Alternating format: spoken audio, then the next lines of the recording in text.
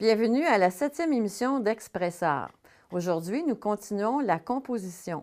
Alors, j'espère que vous avez en main votre crayon, vos papiers, et c'est parti!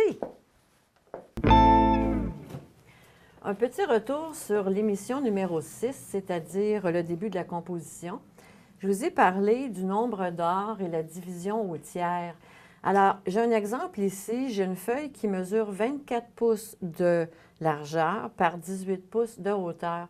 Alors, si j'applique le principe qui veut qu'on divise l'espace par 1,618, alors je me retrouve sur la largeur à 14 pouces et sur la hauteur à 11 pouces environ.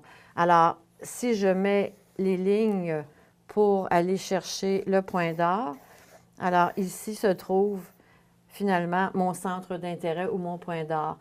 Ça peut être ce côté-ci comme ça peut être l'autre côté aussi. Alors, il n'y a pas de difficulté. En autant que ce soit sur un de ces principes-là, on devrait être bien centré, bien préparé pour une belle composition. La narration ici, c'est si je garde mon point d'or ici, la narration se fait avec le T. Si je mets mon point d'or ici, ça se fait un peu plus avec de l'harmonie, avec l'urne, etc. Donc, en principe, ça devrait être un peu plus clair avec cette présentation-là. J'enlève mes lignes parce que c'était seulement pour vous réintroduire ce principe-là.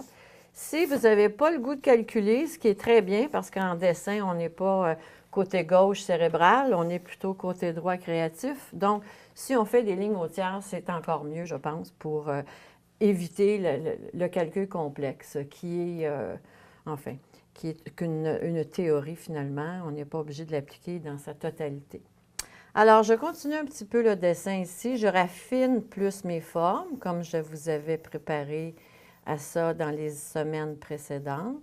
Alors, je prépare plus de réalisme. Moi, j'avais une question qui brûle mes lèvres depuis le début de la série d'émissions.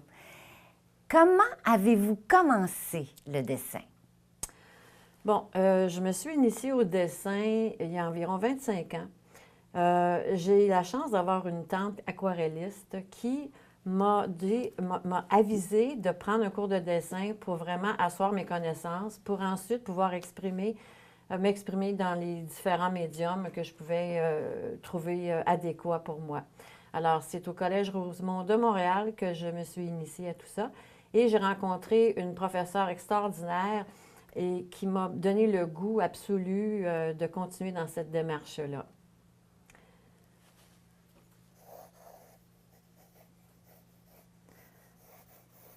Est-ce qu'on a besoin d'avoir beaucoup de talent?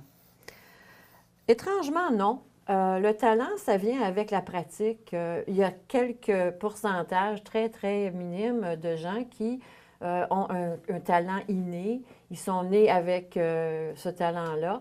Cependant, la majorité, je crois que c'est d'avoir des bonnes bases, de bien pratiquer et de développer sa réceptivité vis-à-vis la façon de voir et vraiment